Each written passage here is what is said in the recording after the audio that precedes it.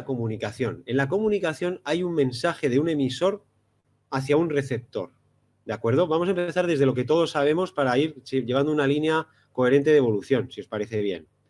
Entonces, la manera en que yo emito mi mensaje hacia el receptor se comunica a través de un canal que se llama, de un medio que es el canal, que es el contexto que rodea ese mensaje, ¿de acuerdo?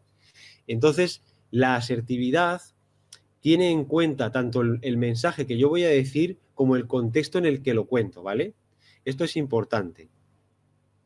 Quiero deciros también, aludiendo a lo que ha dicho Javier antes, que cuando yo tengo en una comunicación, yo tengo presente lo que la otra persona siente o cómo me está escuchando, tenemos que tener aquí en cuenta lo que se llama la empatía. La empatía es la capacidad de darme cuenta de lo que le está pasando a la otra persona o personas según yo comunico. Es decir, si yo soy un jefe de equipo de una empresa y tengo que dar una orden de un funcionamiento, ¿qué ocurre si esto que voy a contar no les va a gustar porque va a suponer el doble de trabajo o el doble de esfuerzo o los ingresos van a ser los mismos o lo que sea que pueda poner en tensión a mis compañeros de equipo? En este momento, el contexto es el trabajo, el canal es la voz y tiene mucho que ver el lenguaje tanto verbal como el lenguaje no verbal, que es el lenguaje corporal. Yo puedo estar en una disposición como cruzando los brazos, con un rictus muy serio.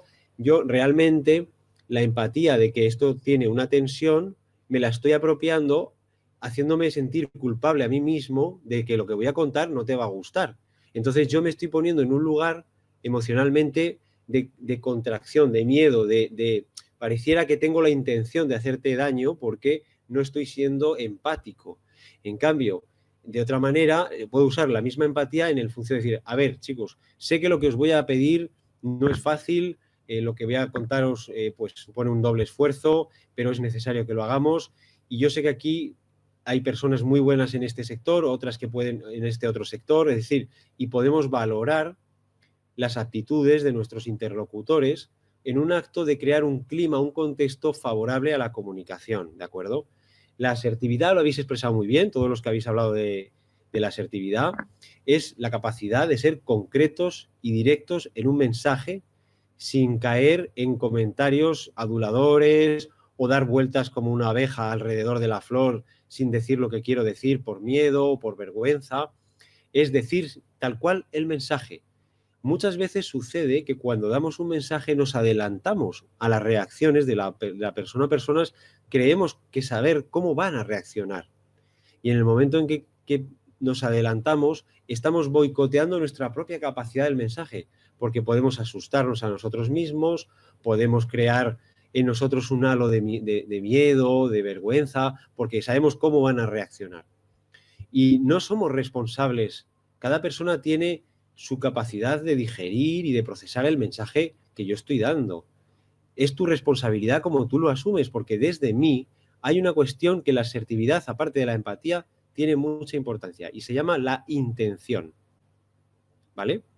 La intención es importante porque si yo tengo claro que te estoy hablando desde una intención de dejar claras mis ideas, de compartirlas contigo, de hacerte llegar mi punto de vista con la única intención de llegar a ti con un mensaje, no estoy poniendo una mala intención de invadirte, convencerte, persuadirte o humillarte. Si la otra persona lo asume así, algo le ocurre a esta persona, pero no es una cuestión que viene de mí porque tengo clara mi intención. Es importante distinguir entre ponerte en tu sitio como, dijéramos, un rol de padre que va a regañar, a ponerte en tu sitio en el plano de decir, tú tienes una responsabilidad acordada conmigo, que si no cumples, esta responsabilidad nos fastidia al resto del equipo. Es decir, no estoy echando un regaño, sino que estoy siendo serio y asertivo ante un compromiso acordado con otra persona o personas que si lo han asumido, yo tengo todo el derecho a ponerme en un lugar como de enojo al decir, hemos acordado unos proyectos, unos objetivos que no se están cumpliendo. ¿Cuál es el problema?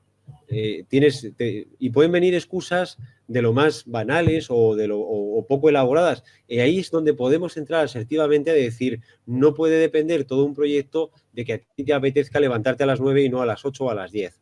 Es decir, es un ejemplo. Es importante distinguirlo porque si yo entro desde el cabreo al regaño, entonces no estoy siendo asertivo ahí. Cuidado, ¿vale? Eso no es asertividad. Yo ahí estoy regañando y ahí se me cuelan mis emociones, mis frustraciones, etcétera. No entremos tanto a juzgar a las personas como a los hechos sobre los que a las personas actúan. Esto es lo que decíamos de los regaños. No es lo mismo entrar a cuestionar a la persona que lo que está haciendo. Es decir, es en base a un contexto, por lo que decía que la comunicación tiene un emisor, un receptor y un contexto. Y la asertividad se basa muchas veces también en el contexto, ¿vale? Esto, en resumen, es lo que llamamos las habilidades sociales. Fijaros en un detalle. Si Javier ve una situación, ve el contexto del que estamos hablando y lo ha interpretado, entonces la interpretación ha pasado por debajo del umbral de su conciencia, es decir, no se da cuenta de que está interpretando. Y después, con su propia interpretación, se ha enfadado. Y si voy mal, me avisas, Javier. Pero ha entrado en una emoción que es el enfado por lo que ha interpretado. ¿De acuerdo? Entonces, en ese momento ha dicho, ya está, estos están haciendo tal cosa, ahora llego yo, y esto a mí, si es así, me enfada, y voy a llegar yo y me voy a desahogar con estos por hacer el guarro. ¿Vale? Pero fijaros en un detalle. Si yo pienso, a ver, me voy a centrar, es decir, si yo estoy interpretando que esto ha ocurrido, primero voy a asegurarme de que lo que yo voy a ser asertivo, en donde yo voy a entrar a coordinar, a juzgar o a poner a cada quien en su sitio, primero me voy a asegurar de lo que realmente puede estar pasando. Segundo, me voy a preguntar, ¿cómo me siento yo con lo que está sucediendo? Porque si yo me doy cuenta de que estoy cabreado, no es culpa de nadie que yo esté enfadado. Entonces yo puedo ir a descargar sobre otras personas mi propio enfado. ¿De acuerdo? Cuando además a lo mejor estoy malinterpretando la escena. Entonces es más fácil decir, con esto que está sucediendo, yo me siento enfadado. ¿Y qué necesito para no estar enfadado? Pues que estas personas dejen de hacer esta actividad. ¿Vale? Entonces, a mí me va a ayudar mucho más en este sentido que yo acuda al lugar y desde ahí yo puedo decir, necesito por favor que esto no lo sigáis haciendo porque estropeáis las plantas, entorpecéis mi trabajo y esto no se debe hacer porque es una falta de consideración, de respeto. Es decir, me hago responsable de mi propio enfado sin entrar a criticar, o sea, sin entrar a usar a los demás como una descarga contra ellos, ¿de acuerdo? Esto se llaman habilidades sociales. Es lo que vamos a llamar hoy habilidades sociales. Si os parece, voy a avanzar sobre la presentación, sobre esto que estamos... El ejemplo de Javier es muy bueno, por lo que estoy diciendo, y puedo salir de la presentación en cualquier momento, ¿vale? Y me lo decís.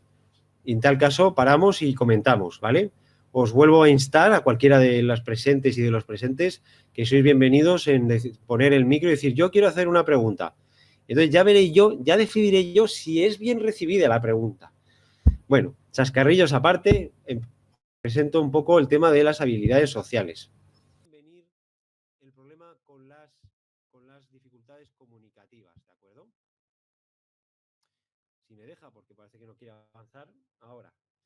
Bueno, ya digo, vamos a hacer un revuelo. Por si queréis tomar alguna nota, para los que queréis, pues voy a hacer un repaso muy rápido, ¿vale? No quiero entretenerme demasiado, porque quiero ir a la parte práctica, que ya sabéis que las habilidades sociales son conductas necesarias que nos permiten interactuar y relacionar con los demás, ¿vale? Y se aprenden por imitación y refuerzo durante el desarrollo madurativo. Es decir, aprender a comunicarse bien tiene mucho que ver en la manera en que nos han enseñado a hacernos defender en el pasado como niños y como adolescentes nuestros propios argumentos. Hoy en día habéis de saber que en los institutos se hacen muchos debates porque se está viendo que la inteligencia emocional, que es uno de estos grupos, tiene que ver con la capacidad de aprender a decir qué pensamos y cómo lo pensamos. Es decir, no es tanto que mi idea sea la mejor idea de todos, sino que sepa expresarla de manera satisfactoria para mí y para los que me rodean, ¿de acuerdo? El problema, no sé si nuestro compañero Juan Sevillano, que se había sumado a la charla, estará por aquí, os habrá ido ya, porque le falla la conexión, Parece que es el de la foto, ¿no? Se ha cedido a hacer la foto.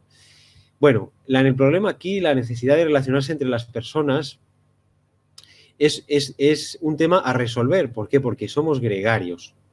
Veis aquí la palabra gregarios, ¿verdad? Es decir, tenemos aquí, a ver un segundo, aquí tenemos la palabra gregario. Esta palabra significa que somos de seres humanos con la necesidad de la compañía, de la tribu, del grupo, porque como os decía en la charla me parece que lo hablamos en la de la ansiedad, los seres humanos tenemos un sistema nervioso que se ha desarrollado en el grupo. En el grupo quiere decir que mi capacidad de comunicación, de asertividad, de empatía, mejora en la medida en que me relaciono más con las personas. ¿De acuerdo? Si en este impulso natural de relacionarnos surgen dificultades, es cuando nuestra energía vital, que surge natural para hablarnos con los demás, pues resulta que se queda bloqueada y nos empieza a generar problemas y trastornos. ¿De acuerdo? Esto es importante. ¿Qué síntomas aparecen rápidamente cuando no somos asertivos, cuando tenemos miedo a la asertividad, tenemos dificultades con la empatía? Estos son los problemas. Es decir, el miedo nos lleva a la sensación de torpeza, a la confusión. La confusión interna, queridos todos, tiene que ver con la dificultad de poner mis ideas y mis sentimientos en un orden lógico de expresión. Es decir, y es lo que decía con el ejemplo de Javichus, que es, primero, ¿qué es lo que me pasa? ¿Cómo me siento yo? Y desde ahí, ¿qué es lo que yo realmente necesito para dejar de sentirme así? Si yo no pongo en orden esto, yo entro como el caballo de Espartero ahí pues a cortar cabezas, porque como hay mucha confusión, solo sé que yo estoy muy cabreado y que alguien tiene que pagar el pato, ¿vale? Entonces, si yo tengo miedo a hacerlo porque me van a juzgar de lo que yo vaya a decir, y esto lo habéis dicho en el grupo algunas de vosotras, que cuando yo voy a expresar algo que necesito decir, tengo miedo a lo que va a suceder, miedo a cómo va a reaccionar la otra persona, o cómo se lo va a tomar, igual la ofendo, igual le hago daño. Entonces yo bloqueo una energía y produce físicamente estos síntomas que veis a la derecha. La hiperhidrosis, por si alguno no se lo sabe qué es cuando las manos se nos llenan de agua, empezamos a sudar por las manos o por alguna otra parte del cuerpo con exceso. De repente las axilas o las manos o la frente empezamos a sudar de manera exagerada, es la hiperhidrosis. El rubor ya sabéis qué es, la sudoración tiene que ver con la hiperhidrosis, lo que pasa es que en la hiperhidrosis son las manos las que más sufren generalmente. Taquicardias que se producen con la ansiedad, tenemos la charla de la ansiedad por ahí, y la ansiedad, ¿vale? La ansiedad produce taquicardia, sudoración, es decir, un poco el padre de todo, o la madre de todo esto es la ansiedad, pero bueno. Emocionalmente hay bloqueos, la baja autoestima y la ansiedad anticipatoria, es decir, voy a hablar de algo que estoy obligado a decir, pero me van a devorar, me van a cortar la cabeza. Yo ya estoy anticipando una situación que no sé cómo se va a producir, pero la anticipo de manera derrotista, lo cual me va a llevar a los trastornos físicos que hemos descrito aquí.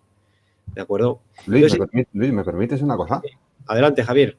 Sí, es que, bueno, voy a dar un dato aquí. Yo, como recibí terapia psicológica, sí. Seguro que conoces la técnica del semáforo. Pues ahora dicho así, no. Sé que hay que parar cuando está en rojo. Eso es, vale, eso es, ¿no? Al final es eso, ¿no? Al final, por ejemplo, lo que me ha pasado a mí hoy, ¿no? Yo me he puesto en rojo. Entonces, en vez de parar un momento y respirar profundamente, que era lo que tenía que haber hecho, ¿sabes? Para pasar para pasar al ámbar y luego para pasar al verde y verlo desde una perspectiva más amplia y decirlo asertivamente, ¿no? Comunicarme con unos compañeros que al final son unos trabajadores como yo, ¿sabes? Que están haciendo su trabajo. Sí. Directamente me he saltado todos los semáforos. O sea, he tenido un accidente. Bien, lo que tú describes, Javier, se llama un recurso o técnica mnemotécnica. Esto significa que es un símbolo que tú grabas en tu hemisferio derecho, que es la figura, el hemisferio derecho de nuestro cerebro regula la parte emocional, el sistema límbico, así como las imágenes, las fantasías, etcétera.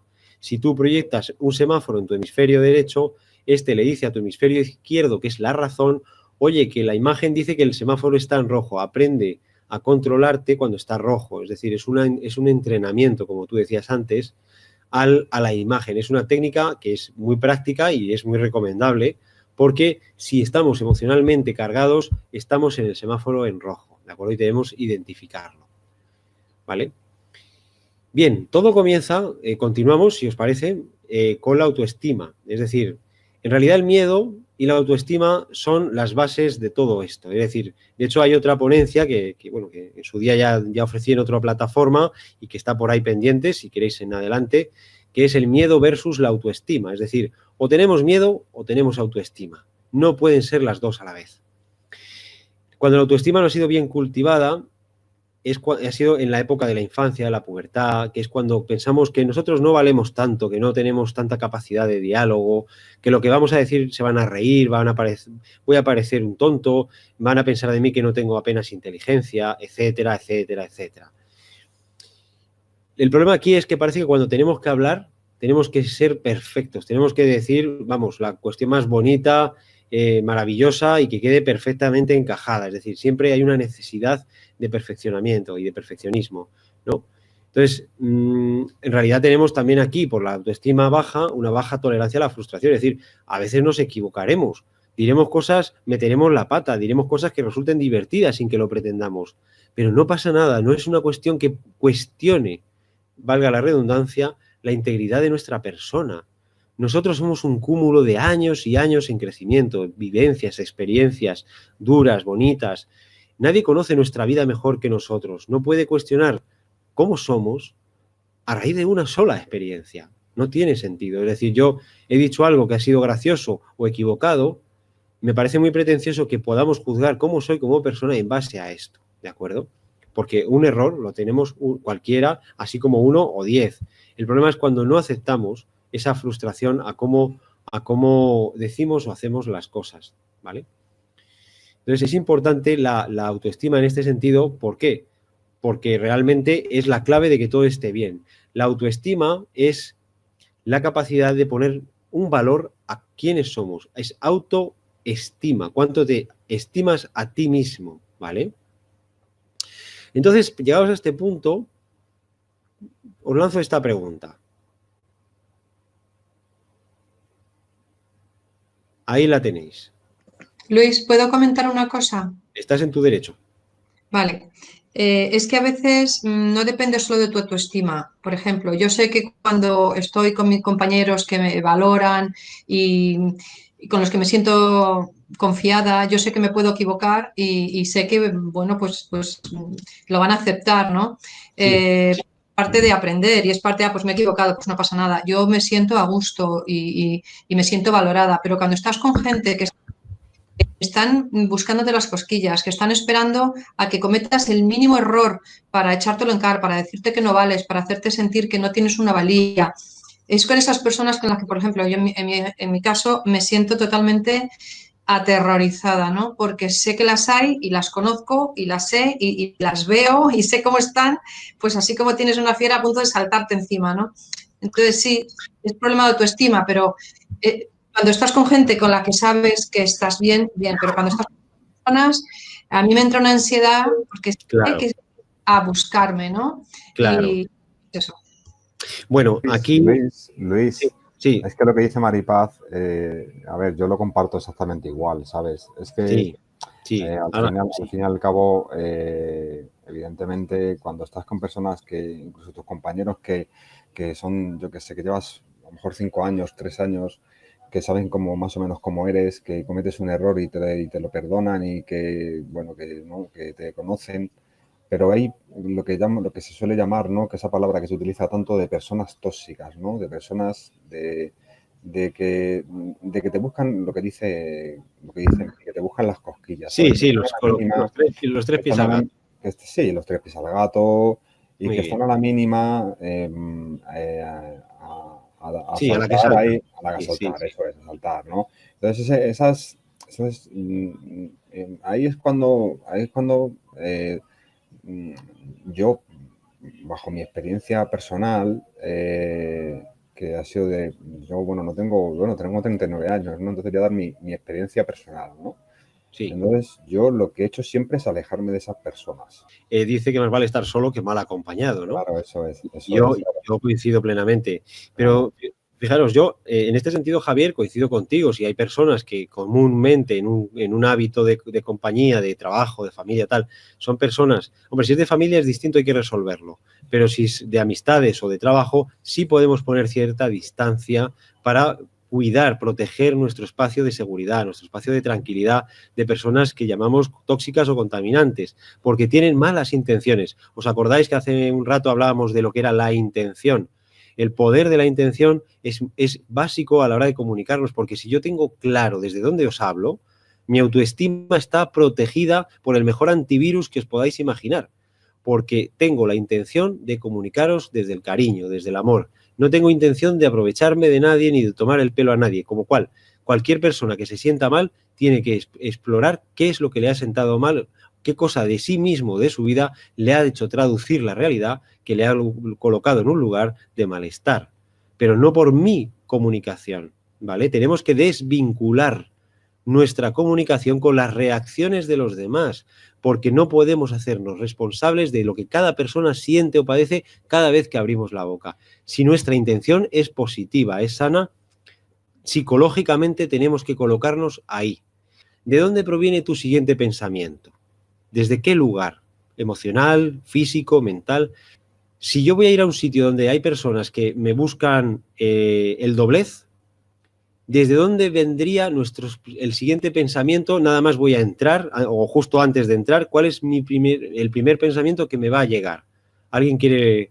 Pero vamos a poner en vez de una explicación, una breve palabra o palabras, ¿de dónde creéis cuál sería el pensamiento que me llega? Sí, adelante. Hombre, yo creo que te pones a la defensiva como diciendo, bueno, ya estás aquí, estas que ya sé positivamente o ya yo imagino o interpreto que me van a atacar. Pero yo creo que al final, claro, la cuestión es como tú o te lo quieras tomar. ¿Te lo quieres tomar desde el punto de vista personal? Tú, digamos, realmente estás predispuesta a que lo que te vayan o a decir esas personas te va a afectar. Es que todo depende de cómo tú lo enfoques. Pero si llenas tu cabeza de preguntas y tu corazón de dudas, tú misma te estás quitando seguridad personal. Entonces, estamos hablando de desconfianza. Otras personas sentirían miedo, ¿no? Ostras, están estas aquí, a ver qué va a pasar. Otras, irritabilidad. Joder, ya están estas aquí, me voy a pillar un globo que no veas cuando empiecen a tocarme las narices.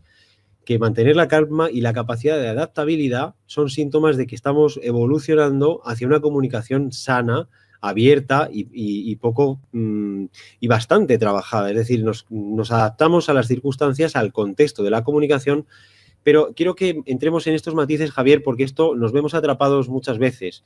Cuando identificamos desde dónde viene mi siguiente pensamiento, choca directamente con la siguiente pregunta.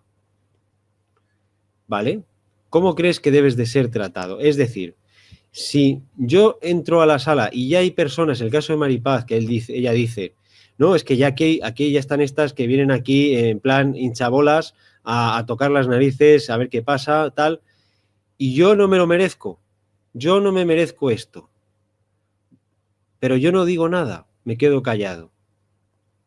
Y entonces no pongo un límite, no dejo mi sentir. En el momento en que de alguna manera las preguntas de estas personas o sus intervenciones son demasiado capciosas, en este momento yo puedo dar contacto con cómo me siento, desde dónde viene mi sentir, ¿vale? Ahora lo vamos a ver detallado en la parte práctica y desde ahí expresar lo que está ocurriendo, esto que está pasando, ¿no? ¿Por qué? Pues porque de alguna manera la baja autoestima y la incapacidad de poder expresar cómo me estoy sintiendo boicotea mi capacidad de asertividad, ¿vale? Y cuidado, porque decir cómo me siento en base a una situación no es hacer daño a la otra persona. Esto lo dejo así claro por el hecho de que en algunas de las votaciones que habéis hecho decís, ¿cómo puedes hablar sin hacer daño a los demás o sin que se te malinterprete, etcétera? Pues aquí voy al tema de la intención y del objetivo que tienes a la hora de aclarar cómo tú estás, ¿vale? Es muy importante, ¿por qué? Porque cuando nosotros no nos boicoteamos constantemente cómo yo me siento en una relación, sucede que los miedos me van agarrando en mi vida personal en todos sus sectores. Yo voy cogiendo miedo a los grupos, voy cogiendo miedo a las relaciones, voy cogiendo incluso miedo a mí mismo. Tengo miedo de mí, de mis propias reacciones. Acabo teniendo miedo a saber qué voy a decir o a decir porque tengo una fantasía sobre mi forma de reaccionar muy dura. No sé cuál es porque nunca me atrevo a expresarla, pero debe ser durísima. Entonces acabo cogiendo cierto pavor a mis formas de ser, ¿no? Ni siquiera me conozco, pero le tengo miedo. A la intimidad. Es decir, ya empiezo a que los demás, a creer que los demás me miran, hablan de mí, opinan sobre mí. Finalmente no tomo decisiones. Me quedo en el colapso. Este es el otro lado de la autoestima. Es el miedo o la autoestima. El miedo nos lleva a esto. Y yo os pregunto, ante la posibilidad de que esto pueda suceder, yo creo que es mejor pasar un rato de vergüenza y defender lo propio que caer eternamente en esta situación, ¿vale? ¿Por qué? Porque esto ya es para tener que trabajar de una manera terapéutica, puede convertirse por muchos años en algo hasta patológico, ¿vale? No es el caso vuestro, es decir, que esto sería, si esto sucede de forma intensa durante mucho tiempo, ¿vale? Entonces, vamos a la práctica. Primero de todo, en los ejemplos que estáis poniendo, y además hay más de vosotras que estáis aquí, podéis hablar de vuestros casos, como bien está haciendo Javier o Maripaz o Paloma, tenéis derecho aquí a poner vuestro caso sobre la mesa.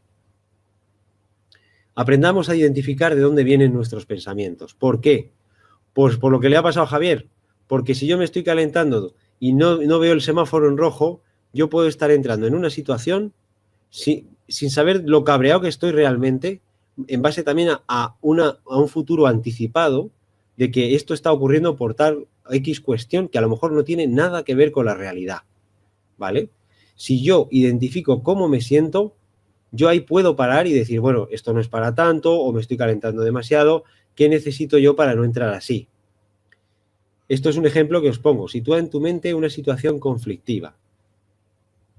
Cada una de vosotras os propongo ahora que traigáis a vuestra mente una situación, como ha hecho Javier o ha hecho Maripaz, o Mary antes también, una situación que hayáis tenido algo de conflicto, pequeñito o grande, ¿vale? Luego lo comentamos, pues con la familia, con algún familiar, en el trabajo, con algún amigo. ¿Cómo te has sentido antes y después del conflicto? Antes, ¿cómo te sentías? ¿Sentías que llevabas las de perder? Esto era muy agresivo y no querías entrar, te daba miedo las reacciones de lo que pueda suceder. ¿Cómo te has sentido? Y desde ahí, ¿de dónde ha venido tu siguiente pensamiento? ¿Por qué? ¿Por qué estos dos puntos primeros? Porque estoy entrenándome a identificar, y esto lo hacemos con la respiración, que esto lo hemos trabajado mucho en anteriores ponencias, que al respirar yo puedo identificar cómo me siento.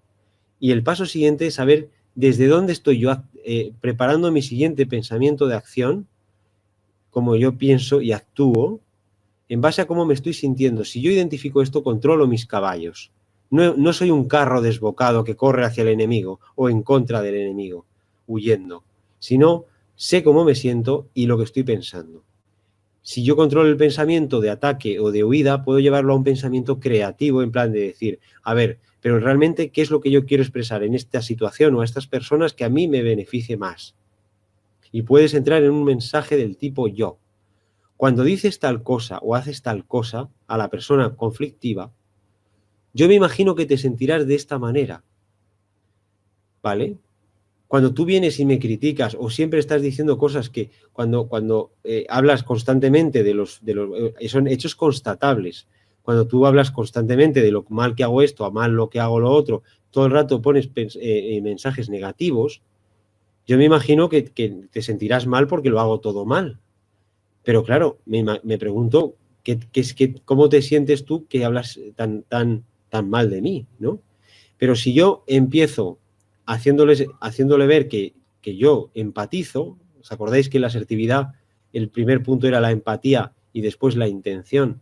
Si yo digo, cuando tú dices tal cosa, yo me imagino que te sientes de este modo, ¿vale? Aquí el mensaje yo, ¿cuál es?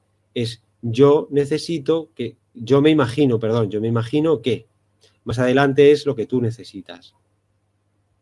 Es importante decirle a la otra persona, al interlocutor, oye, yo me imagino que te sientes mal porque siempre hablas así, debes estar con ansiedad o debes estar angustiado, ¿no?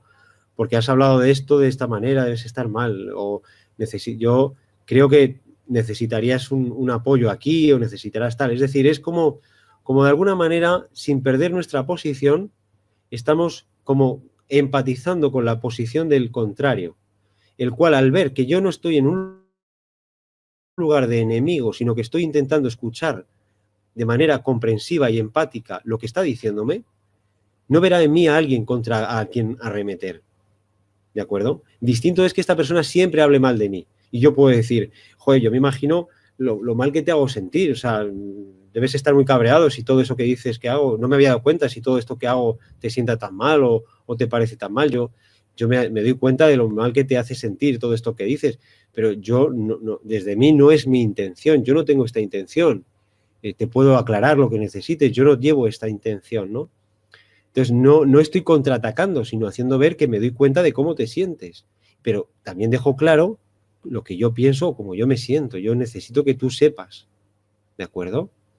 Y llegamos así al cuarto punto, que es asociar un sentimiento a una necesidad. Si yo me siento de un modo, ¿qué necesito o qué necesita mi interlocutor para paliar esa sensación o ese sentimiento? ¿De acuerdo? Al grupo de trabajo, por ejemplo, yo me imagino que lo que os estoy contando no os está gustando y os hace sentir enfadados porque os estoy pidiendo más horas de trabajo, os estoy pidiendo más rendimiento. Me doy cuenta de que esto no es justo para vosotros, que ya trabajáis mucho, y sé que si yo en vuestra piel me sentiría también enfadado. Es que tenéis toda la razón. El problema es que tenemos un corto espacio de tiempo para cumplir con unos objetivos que es importante para que esto funcione. Pero de verdad que me doy cuenta de que os sentís de tal manera. Realmente, yo no voy a dejar de hacer una petición asertiva, pero no lo hago desde la imposición. Yo empatizo y después dejo clara una intención de querer hacer una acción. No he venido a maltratarte, a humillarte. Cuidado con esto, porque si yo estoy en una irritabilidad, es muy posible que yo no esté intentando dejar ya clara mi posición, sino el de reducirte a ti, el de dejarte abajo para que no me molestes. Pero yo no estoy comunicando, estoy en el ataque. Esto, si queréis en esta diapositiva, podemos parar si alguien quiere comentar algo. De hecho, podemos incluso ahora irnos a casos reales vuestros y aplicar este modelo para que veáis cómo funcionaría, ¿vale? El encuentro entre dos personas que no se comunican pasa por lo que pienso, lo que siento y lo que necesito. Estos tres factores, si dentro de mí están claros, yo tengo claro cuál es mi lugar en la conversación. Yo pienso esto de esta situación y siento que sea injusto o siento que no sea injusto o sea como sea que yo me sienta ansioso, enfadado, pero es mi emoción. O sea, la otra persona ha actuado como haya actuado, pero la responsabilidad de cómo yo me siento es mía. Nadie me ha puesto una pistola o un cuchillo y me ha dicho te vas a sentir enfadado o triste o alegre.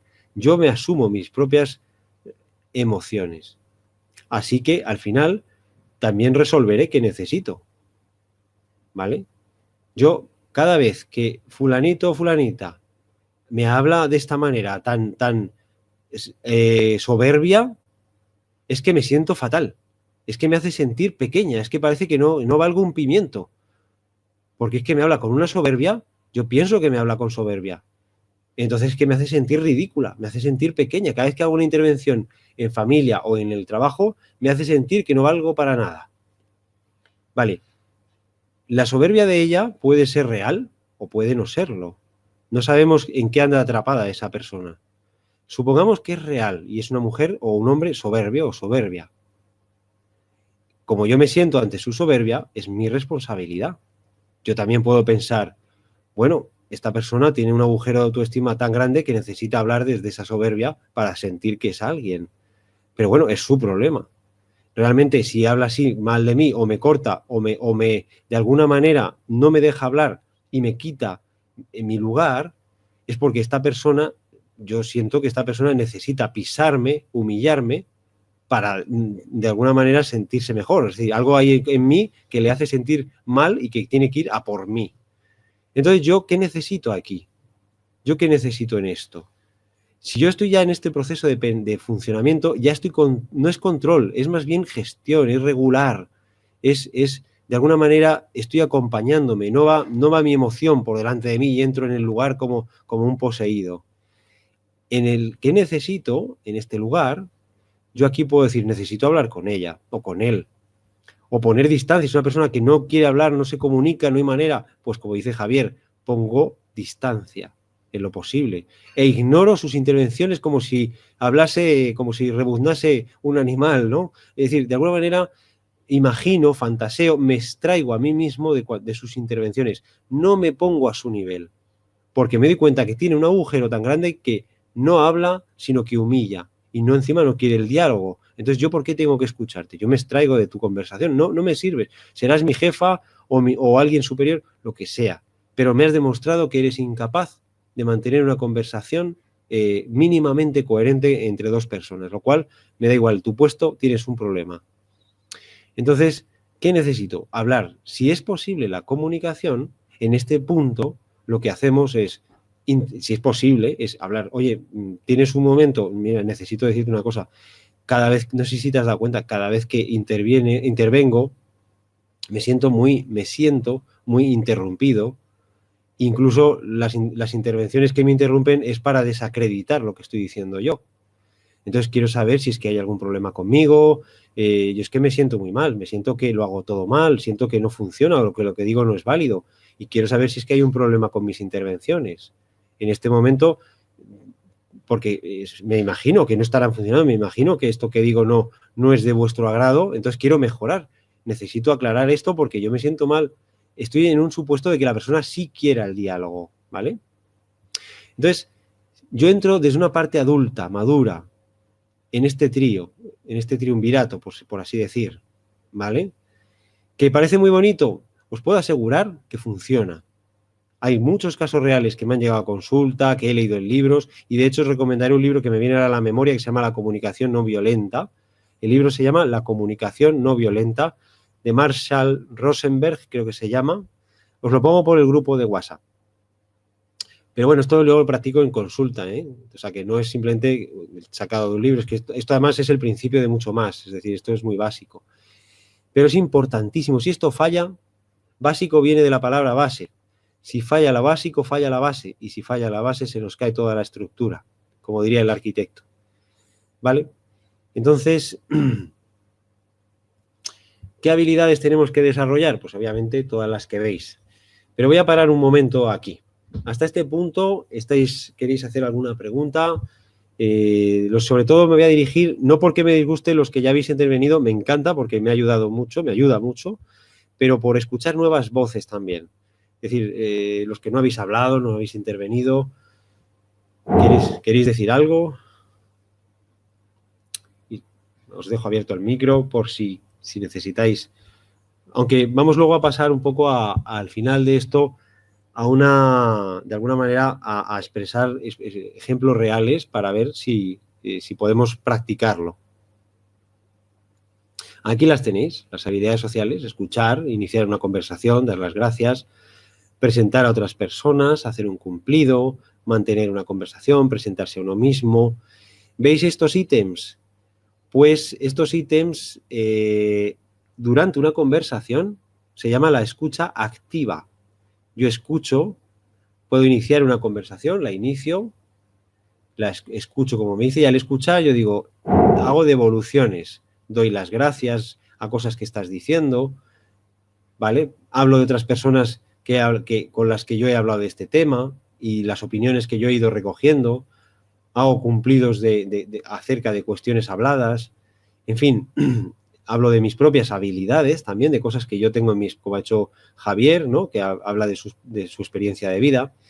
En definitiva, todas estas cuestiones durante una conversación son importantes, porque si yo, según escucho lo que dice mi interlocutor, yo hago alguna afirmación, algún comentario de lo que me está diciendo en base a yo lo escucho, la escucha activa facilita muchísimo la comunicación. Y no llevo intención de hacer ningún daño, a pesar de que creamos que es así. Cuestión de capacidad. Todo es práctica. Si esto que veis aquí no es tan fácil, esto hay que practicarlo.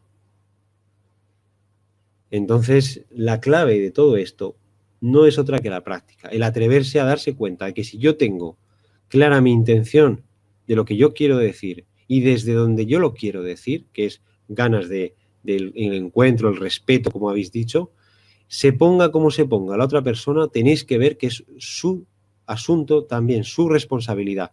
Una comunicación sana entre dos o más personas es una responsabilidad dividida por partes iguales entre cada uno de los interlocutores. ¿Vale?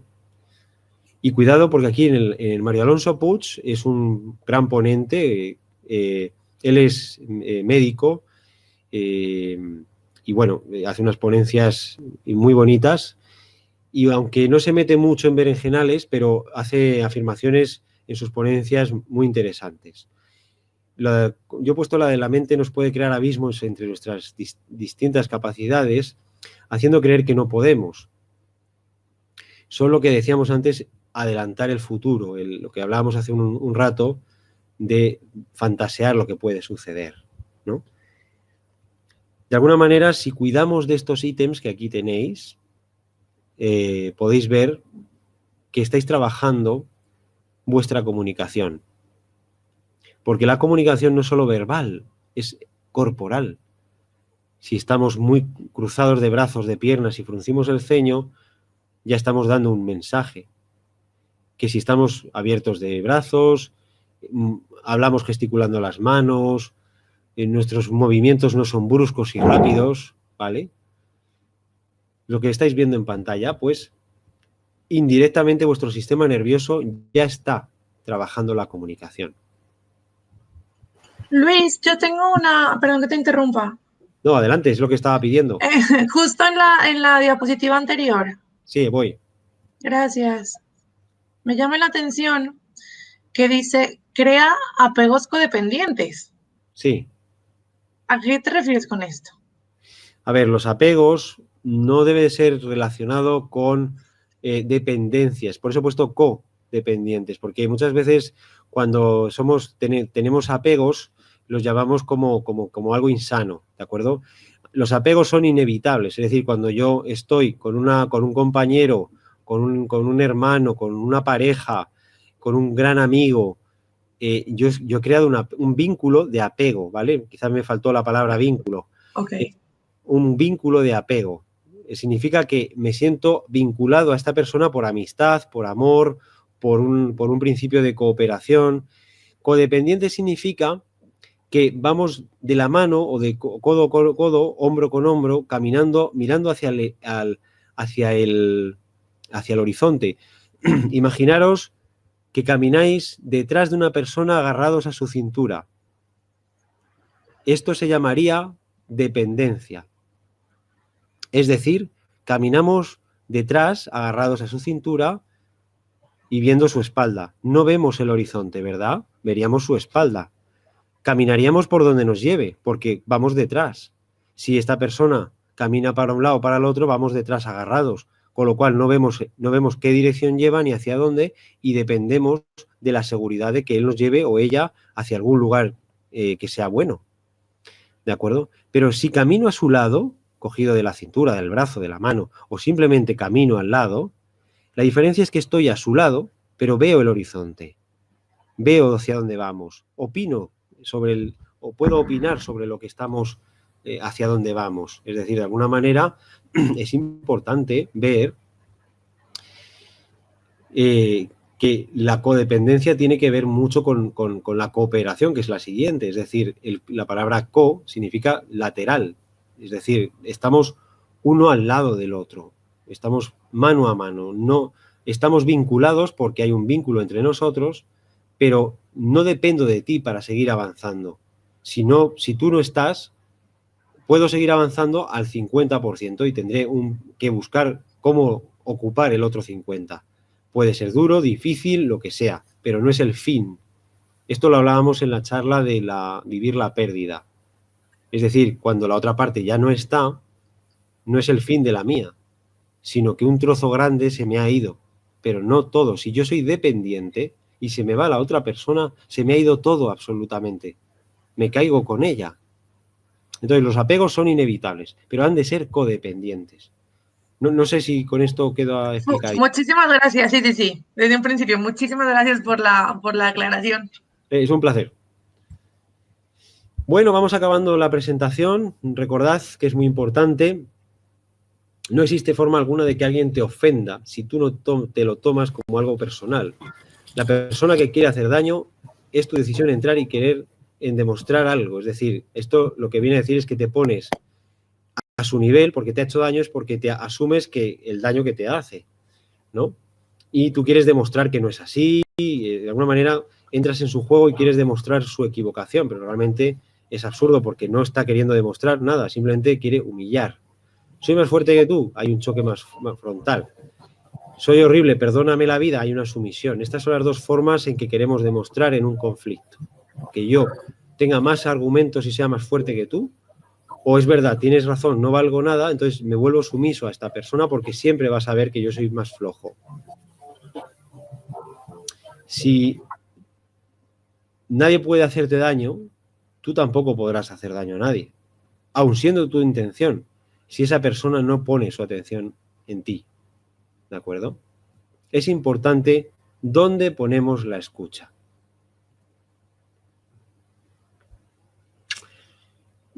Con esto, lo único que quiero deciros es que la clave del cambio de nuestra comunicación es que todos queremos sentirnos acogidos por los demás cuando estamos hablando. Todos queremos que nos quieran, que nos comprendan, que nos escuchen, que nadie se enfade, ¿verdad? Que los mensajes queden claros. Pero desgraciadamente, las personas tenemos mucho ruido en el corazón, en la cabeza, impide que y la autoestima. Pensamos que lo que dice el otro es para dejarnos en peor lugar, para acabar con nosotros. Fijaros, si empezamos a legitimarle el hecho de poner la voz de cómo yo me siento y lo que yo necesito, yo no estoy diciendo nada contra ti, es decir, yo me siento así, pero es decir, es mi responsabilidad, yo me siento de este modo y yo lo voy a resolver, pero no te estoy culpando a ti.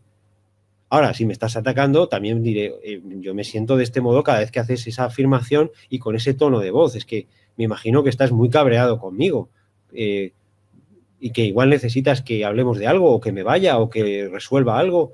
Es decir, yo pongo puentes de conexión entre tu manera de hablarme y lo que yo creo que está pasando. En vez de entrar a la carga, intento averiguar por qué la otra persona está así. ¿Vale? Que no es posible, me ciño a lo que yo siento y yo necesito. ¿De acuerdo? Es fundamental en ese sentido. Bueno, con esto vamos a parar aquí porque quiero que nos vayamos un poco a vuestros casos personales. Si alguien quiere participar, me gustaría escuchar.